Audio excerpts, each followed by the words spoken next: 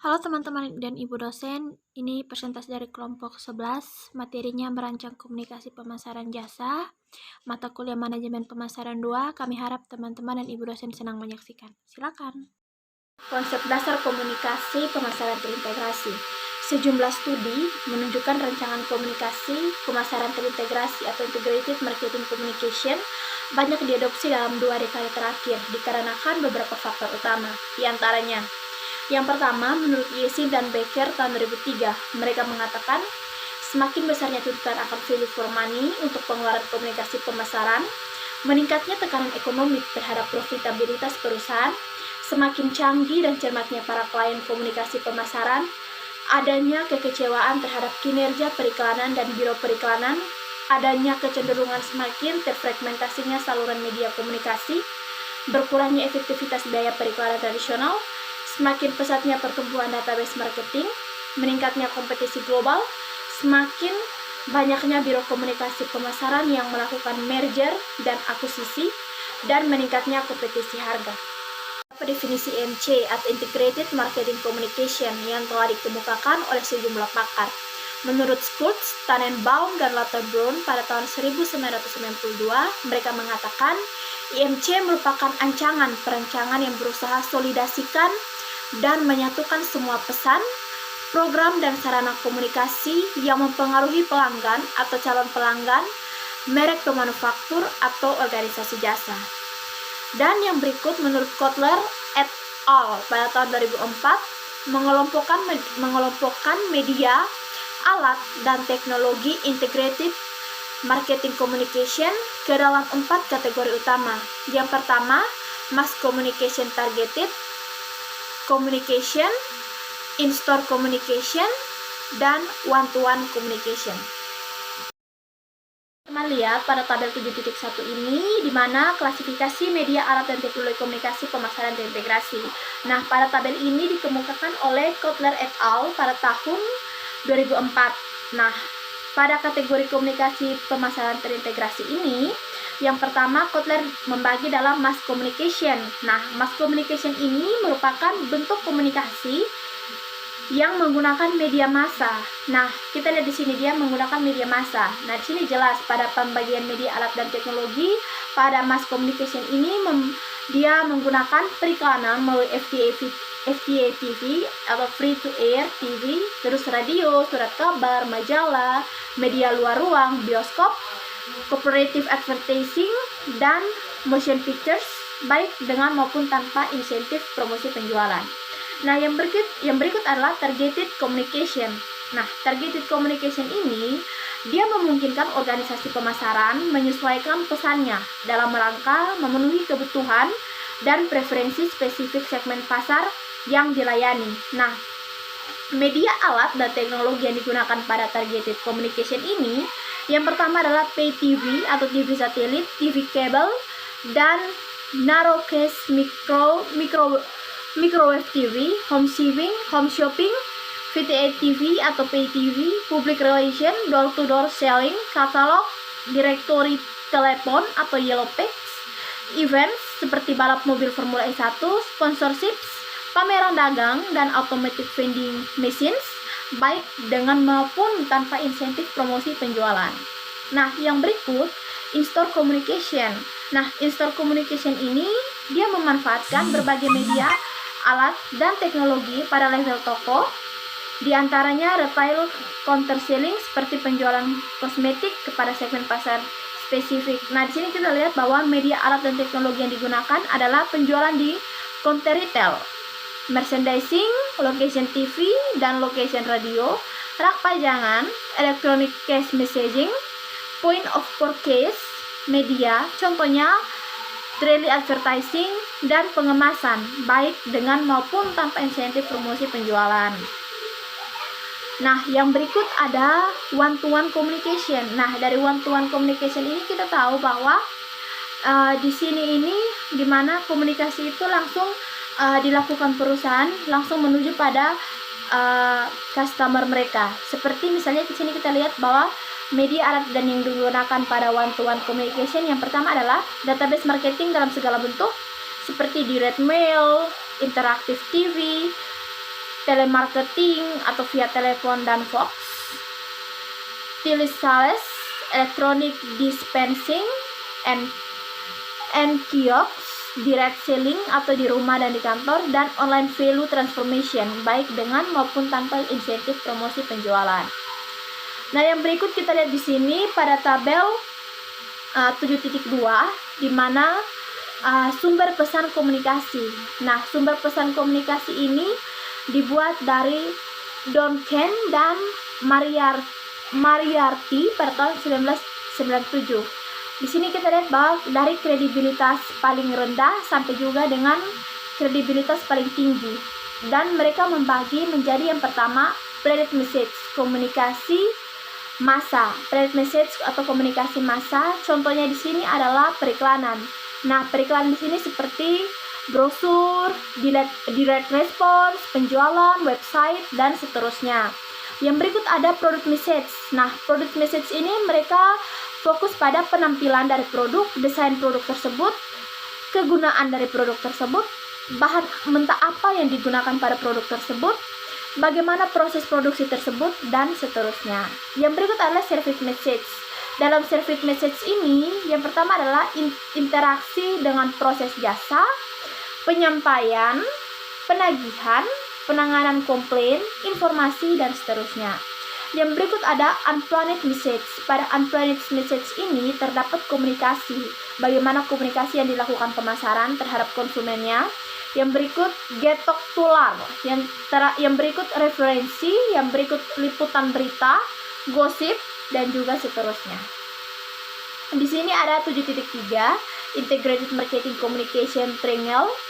Nah, di dalam gambar ini dimuat oleh Grand Rose pada tahun 2000. Nah, pada integrated marketing communication triangle ini ada 3. Yang pertama, apa yang dikatakan perusahaan. Yang kedua, apa yang dilakukan perusahaan. Dan yang ketiga, apa yang dikatakan dan dilakukan oleh pihak lain. Nah, yang terdapat pada apa yang dikatakan perusahaan, yang pertama adalah penjualan, periklanan, direct message, promosi penjualan, dan juga website. Yang berikut, apa yang dilakukan perusahaan terdiri dari penyampaian produk atau jasa, kegunaan produk, proses produksi produk tersebut, proses layanan produk tersebut, dan juga ada pertanyaan dan juga klaim dari para konsumen. Yang berikut, apa yang dikatakan dan dilakukan pihak lain. Yang pertama, public relations. Yang kedua, berita. Yang ketiga, rekomendasi getok ular. Dan yang keempat, dampak pelanggan terhadap proses layanan. Sebenarnya antara Grand Rose 2000 dan juga Duncan dan Moriarty pada 1997, mereka memiliki kemiripan dalam membuat integrated marketing communication, tapi yang dibuat oleh Grand Rose di sini dia memakai integrated marketing communication yang berbentuk triangle. Tetapi pada Duncan dan Moriarty 1997 mereka itu membuatnya merupakan menjadi sumber pesan komunikasi, lebih kepada sumber pesan komunikasi, dan ada tingkatan mulai dari kredibilitas paling rendah dan juga kredibilitas paling tinggi. Salah terbesar dalam komunikasi pemasaran adalah fakta bahwa hanya sumber pesan yang paling rendah kredibilitasnya, yakni private message yang biasanya direncanakan sebagai bagian dari program komunikasi pemasaran. Product message kadangkala dicakup pula dalam program tersebut. Namun, dalam banyak kasus justru sumber pesan terpercaya seperti atau service message dan unplanned message terabaikan. Oleh karenanya, tantangan bagi setiap perusahaan adalah mengelola semua sumber pesan mengenai perusahaan dan produknya serta semua media komunikasi secara terintegrasi.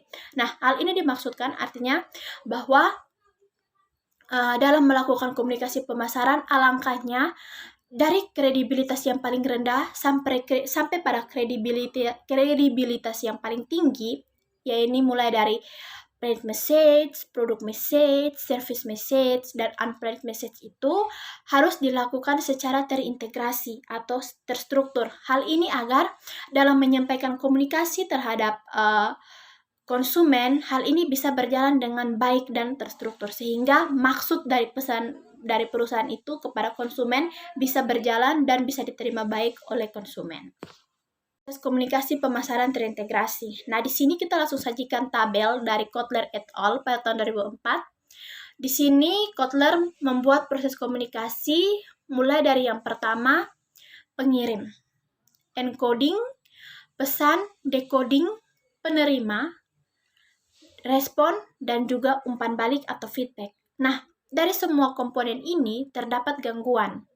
Nah, jika kita tidak membuat proses komunikasi pemasaran secara terintegrasi, secara baik, maka hal ini bisa menyebabkan gangguan. Nah, pesan yang kita sampaikan tidak baik, maka akan membuat gangguan yang sangat tidak bisa diterima oleh konsumen. Misalnya, karena pesan yang diberikan tidak baik, maka respon dari konsumen juga biasa-biasa saja, tidak bagus, dan juga umpan balik yang diinginkan oleh perusahaan dari konsumen justru tidak bisa didapat secara baik. Nah, inilah yang menyebabkan gangguan, di mana proses komunikasi pemasaran terintegrasi itu tidak dijalankan baik oleh perusahaan. Tapi proses komunikasi bukanlah hal yang mudah dilakukan. Ini dikarenakan adanya kemungkinan gangguan atau noise yang bisa menghambat efektivitas komunikasi. Gangguan tersebut bisa beraneka macam, yaitu yang pertama, intervensi pesan pesaing. Nah, intervensi pesan pesaing ini misalnya perang diskon antara serba pada periode-periode tertentu seperti tahun ajaran baru, menjelang lebaran, Natal, dan tahun baru. Nah, hal ini kan kalau kita lihat contoh misalnya perang diskon antara dua perusahaan, misalnya kalau di Kupang sendiri, misalnya Lipo sama Transmart. Nah, kan biasanya pada menjelang tahun ajaran baru ada diskon pakaian seragam. Nah, itu dari tahun ajaran baru. Terus yang berikut misalnya pas hari raya, Idul Fitri maupun Natal. Nah, di sini kan biasanya Lipo sama Transmart itu pasti mereka melakukan diskon besar-besaran. Nah, di sini kan pasti sebagai konsumen kan kita melihat ini kira-kira antara Lipo sama Transmart ini mana nih yang memberikan diskon yang paling besar. Nah, hal ini kan pasti harus diperhatikan baik-baik oleh perusahaan sehingga jangan sampai kalah bersaing. Kalah bersaingnya karena di mana adanya perang diskon. Yang berikut gangguan fisik. Nah, gangguan fisik ini misalnya bunyi dering telepon di tengah-tengah presentasi produk bisa mengalihkan perhatian calon pembeli. Nah, di sini kan biasanya seperti seorang salesman dari misalnya sebuah produk, misalnya produk Gillette nih. Nah, di saat dia mempresentasikan kegunaan produk tersebut, tapi karena adanya bunyi dering telepon, maka perhatian konsumen itu sudah dialihkan. Mereka tidak fokus lagi terhadap apa yang dipresentasikan atau apa yang dikatakan oleh sales tersebut. Nah, hal ini kan pasti akan mengganggu dalam hal komunikasi. Yang berikut adalah masalah semantik. Masalah semantik ini contohnya slogan Pepsi yang berbunyi Pepsi brings you back to life. Nah, pernah keliru diterjemahkan ke dalam bahasa Mandarin menjadi Pepsi bring your ancestors from the grove. Nah, hal ini kan pasti adanya beda pemahaman karena yang Pepsi ini kan dari kalau tidak salah dari negara Inggris atau Amerika, tapi di saat sudah diterjemahkan kepada bahasa Mandarin, nah arti slogan dari Pepsi ini justru berbeda. Nah, hal ini harus diperhatikan baik lagi oleh perusahaan agar salah slogan ini kan juga pasti kan menjadi hal yang sensitif. Nah, agar masalah ini menjadi hal yang tidak sensitif harus dicermati baik-baik oleh pihak perusahaan. Yang berikut adalah perbedaan budaya. Nah, perbedaan budaya ini sangat menarik. Nah, dalam hal ini, menghitung uang kembalian, misalnya orang Jepang dan orang Tionghoa berbeda karakteristiknya. Nah, kenapa berbeda? Nah, di sini, orang Tionghoa di saat konsumen selesai berbelanja dan kasir mengembalikan uang kembalian, lalu di depan kasir tersebut, konsumen ini menghitung kembali ini total uang kembalian apakah sesuai dengan yang tertera di komputer atau tidak. Dan hal ini menjadi hal yang biasa untuk orang Tionghoa karena mereka menganggap bahwa hal ini menunjukkan bahwa orang tersebut teliti dalam hal keuangan. Akan menjadi kesan yang positif begitu untuk mereka. Tetapi hal ini sangat berbeda untuk orang Jepang karena kita tahu bahwa di Jepang itu norma kesopanannya itu sangat-sangat tinggi. Nah, Untuk orang Jepang sendiri, misalnya seorang konsumen dia menghitung uang kembalian di depan kasir, hal itu menjadi image yang kurang baik. Menurut mereka hal itu menjadi hal yang kurang sopan karena bisa membuat malu kasir tersebut. Nah, perbedaan budaya ini harus diperhatikan baik-baik oleh perusahaan sehingga mereka bisa tahu bagaimana karakter individu dalam negara tujuan mereka tersebut, sehingga walaupun terdapat perbedaan budaya, tetapi hal ini tidak menjadi bukan menjadi sebuah gangguan dalam hal untuk mengkomunikasikan produk mereka tersebut. Nah, yang berikut ketiadaan umpan balik. Nah, ketiadaan umpan balik ini di mana banyak pemasar yang mengupayakan pesan interaktif dengan audiens sasaran. Misalnya penonton dilibatkan dalam program TV seperti Indonesian Idols dan kuis-kuis interaktif melalui SMS maupun telepon. Nah, bayangkan kalau perusahaan sudah membuat hal seperti ini, tetapi tidak ada umpan balik daripada konsumen. Nah, hal ini seperti apa? Apalagi kalau misalnya seperti acara Indonesian Idol, mereka membuat kuis dan acara itu live. Terus di saat mereka mengadakan kuis tapi tidak ada umpan balik daripada konsumen, hal ini kan pasti akan membuat citra dari program tersebut kan menjadi kurang baik. Nah, makanya dalam menyiapkan program tersebut pasti timnya bekerja keras supaya adanya umpan balik yang baik daripada penonton. Nah, yang berikut, proses pengembangan komunikasi pemasaran terintegrasi meliputi 8 tahap pokok yang saling terkait, yakni berikut, proses pengembangan komunikasi pemasaran terintegrasi meliputi 8 tahap pokok yang saling terkait, yakni yang pertama, yaitu mengidentifikasi audiens sasaran dibagi menjadi pembeli potensial dan individu dan juga kelompok. Nah, pembeli potensial itu seperti apa? Nah, pembeli potensial pengguna saat ini deciders atau orang yang membuat keputusan pembelian atau influencers. Nah, influencers ini kan seperti misalnya sekarang tuh tenar kan di sosial media banyak influencers yang lagi naik daun seperti misalnya di Indonesia seperti Jovia Diguna, Aukarin. Nah, karena mereka disebut sebagai pembeli potensial karena dari apa yang mereka katakan tersebut bisa mempengaruhi orang-orang lain untuk membeli hal yang sama seperti mereka. Nah, ini merupakan salah satu target cara pemasaran baru untuk menarik hati dan minat dari konsumen. Yang berikut adalah individu. Nah, individu atau kelompok di sini adalah publik tertentu atau publik umum.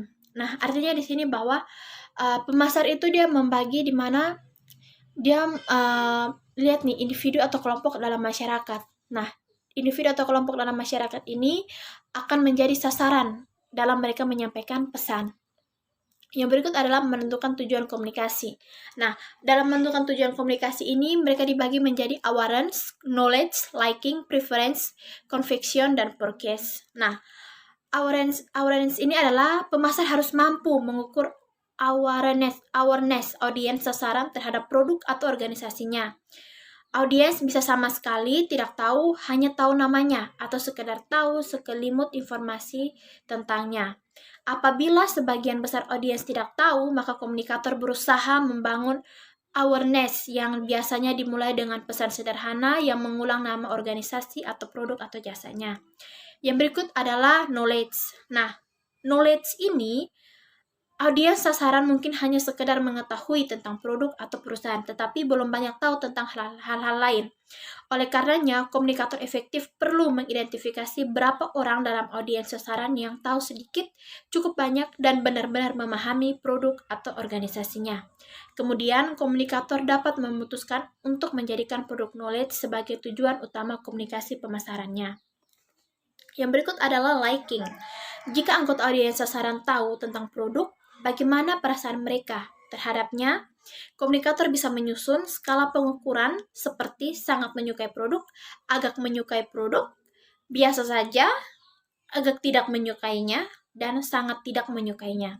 Apabila audiens cenderung tidak menyukai organisasi atau produk, komunikator harus mempelajari faktor penyebabnya dan kemudian menyusun kampanye komunikasi pemasaran untuk menciptakan perasaan yang positif.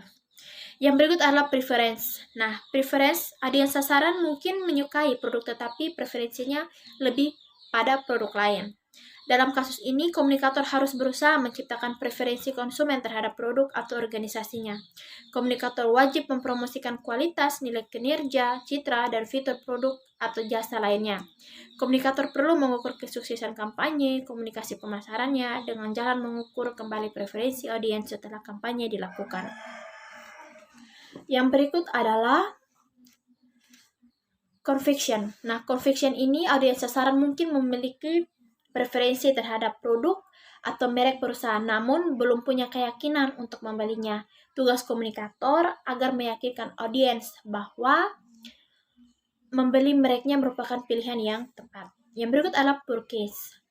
Nah, para purchase ini mengarahkan konsumen yang telah yakin dengan merek perusahaan agar mereka melakukan pembelian aktual.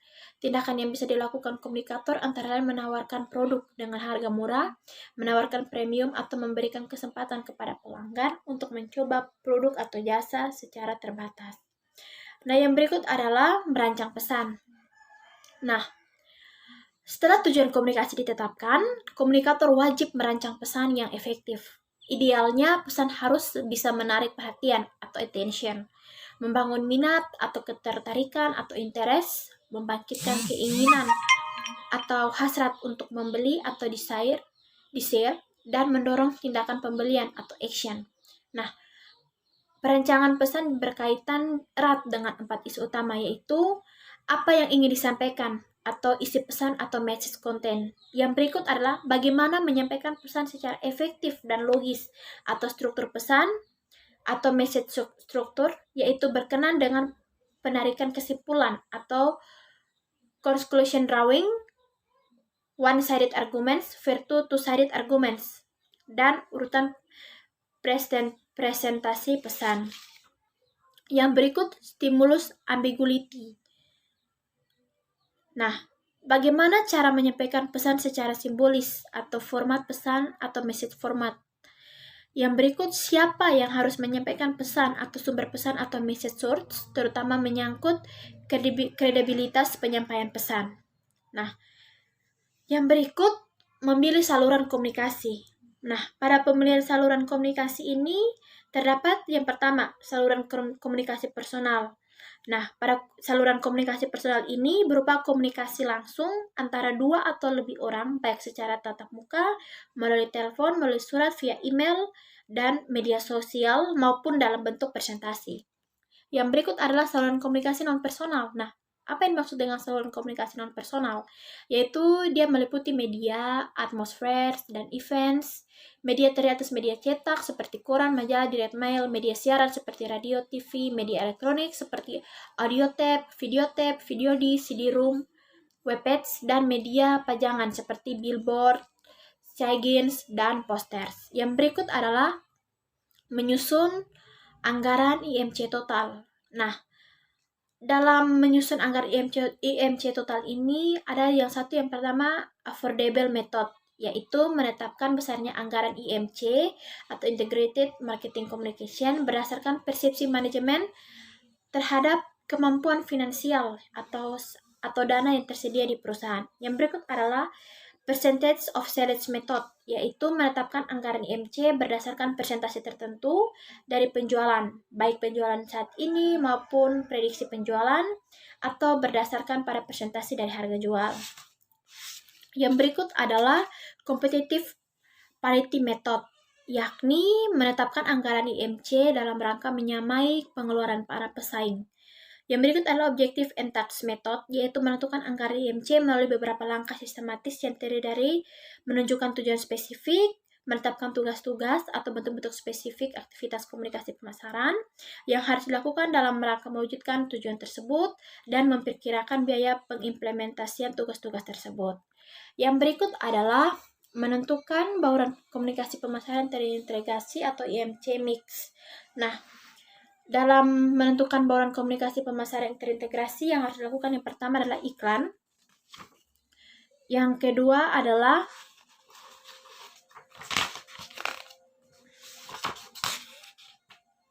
promosi penjualan.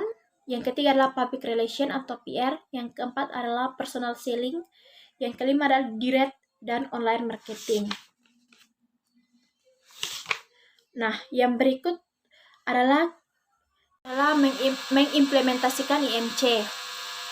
Apabila semua langkah sudah dilakukan, maka langkah berikutnya adalah menerapkan strategi komunikasi pemasaran integritas yang telah direncanakan atau mengimplementasikan IMC. Yang berikut adalah yang terakhir, mengumpulkan umpan balik. Nah, setelah mengimplementasikan rencana IMC, perusahaan harus bisa mengukur dampaknya bagi audiens sasaran. Ukuran-ukuran yang bisa digunakan antara lain meliputi berapa banyak orang yang mengenal atau mengingat pesan yang ditampilkan atau recall atau recognition. Yang berikut adalah frekuensi audiens melihat atau mendengar pesan tersebut, sikap audiens terhadap produk dan perusahaan, dan respon audiens atau berapa orang yang membeli, menyukai, puas, tidak puas, dan merekomendasikan produk kepada pihak lain. Tentukan bauran komunikasi terintegrasi MC Mix tadi sudah saya jelaskan, tetapi terdapat pemilihan komposisi bauran komunikasi pemasaran terintegrasi dipengaruhi oleh 4 faktor utama, yaitu tipe produk dan pasar. Tipe produk di sini adalah produk jenis apa yang ingin kita pasarkan dan jenis pasarnya itu seperti apa. Yang kedua, push versus pull strategi. Yang ketiga, kesiapan konsumen untuk melakukan pembelian. Di sini adalah bagaimana apakah konsumen itu dia siap untuk melakukan pembelian terhadap produk kita atau tidak. Yang berikut, tahap dalam siklus hidup produk. Di sini kita harus sangat-sangat memperhatikan dalam tahap siklus hidup produk ini. Di sini kan produk itu mengalami tahap peningkatan dan penurunan. Nah, di saat sudah peningkatan kita harus bisa menjaga grafik sehingga tidak terjadi penurunan yang secara drastis, di mana kita harus bisa menjaga agar konsumen terus melakukan pembelian pada produk kita dan mereka tidak merasa bosan. Nah, dalam bentuk-bentuk spesifik CGM. Nah, CGM ini artinya adalah Consumer Generated Media atau CGM, mengalami pertumbuhan pesat dan bakal terus bertambah seiring dengan bermunculannya teknologi baru. Nah, beberapa di antaranya yang banyak dijumpai antara lain, yang pertama itu adalah blog. Nah, blog di sini yang dimaksud adalah jurnal atau diary pribadi interaktif di mana orang lain bisa ikut berpartisipasi dalam memposting komentar maupun berkontribusi dalam mengisi konten blog bersangkutan, atau prosesnya disebut dengan blogging. Yang berikut adalah podcasting. Nah, pada podcasting ini yaitu merupakan rekaman digital dalam bentuk audio atau visual yang bisa di-download dan dari internet ke personal audio player. Yang berikut adalah Wiki yaitu ensiklopedia online gratis. Wiki dikembangkan berdasarkan konsep open editing. Artinya, setiap konsumen bisa berkontribusi dan mengedit konten secara real time. Dengan demikian, setiap entry atau ensiklopedia diedit dan diperbarui oleh konsumen, bukan oleh pakar, sebagaimana dijumpai dalam ensiklopedia tradisional. Proyek wiki terbesar adalah Wikipedia atau www.wikipedia.org yang dimulai tahun 1995 dengan tujuan ambisius mengkatalogkan dan mengindeks semua pengetahuan. Yang berikut adalah public message boards atau dikenal pula dengan istilah internet forums. Nah, discussion boards dan atau bulletin boards yaitu online notice board di mana pihak-pihak yang tertarik bisa melakukan posting dan membaca konten. Yang berikut adalah social networks. Nah, kelompok informal yang saling berkoneksi via internet. Kelompok sosial online yang berkembang paling awal adalah online gaming communities, tempat para penggemar game saling bertukar tips dan strategi memainkan game favorit mereka. Yang berikut adalah product review sites dan consumer compliance sites, yaitu memberikan wadah bagi para pelanggan untuk menyuarakan keluh kesah dan pujian menyangkut produk, merek, maupun perusahaan tertentunya. Contohnya, www.opinions.com, www.edmunds.com, www.compliance.com, dan www my3cans.com. Hanya sedikit situs komplain pelanggan yang bersedia menerima corporate advertising. Namun, biasanya kebanyakan produk review site justru lebih terbuka menerima iklan. Yang berikut strategi komunikasi pemasaran jasa. Perancangan strategi komunikasi pemasaran jasa berbeda dengan komunikasi barang fisik dalam 5 faktor utama, yaitu yang pertama, karakteristik intangibility pada kinerja jasa. Yang kedua, keterlibatan pelanggan dalam produksi jasa. Yang ketiga, manajemen penawaran dan permintaan. Yang keempat, peranan strategik staf kontak pelanggan. Dan yang terakhir, berkurangnya peran perantara. Yang berikut Seidhalm dan Bittner 2003 mengidentifikasi 4 faktor utama yang kerap kali menyebabkan timbulnya masalah komunikasi jasa. Yang pertama, kurang memadainya manajemen janji jasa atau layanan, baik melalui wiraniaga, iklan maupun staf pelayanan pelanggan. Yang kedua, melambungnya ekspektasi pelanggan. Yang ketiga, kurangnya edukasi pelanggan. Yang keempat, kurang memadainya komunikasi internal. Yang berikut Seidhalm dan Bittner 2003 merekomendasikan 4 strategi utama komunikasi pemasaran jasa. Yang pertama, manajemen janji jasa. Fokus utama strategi ini adalah mengkoordinasikan janji-janji yang dibuat semua sumber pemasaran eksternal dan interaktif dalam rangka memastikan bahwa janji-janji tersebut konsisten dan realistis. Yang kedua, manajemen ekspektasi pelanggan. Fokus utama strategi ini adalah menginformasikan kepada para pelanggan bahwa perusahaan tidak dapat atau tidak selalu bisa menyediakan tingkat pelayanan yang diharapkan pelanggan. Yang ketiga, peningkatan edukasi pelanggan.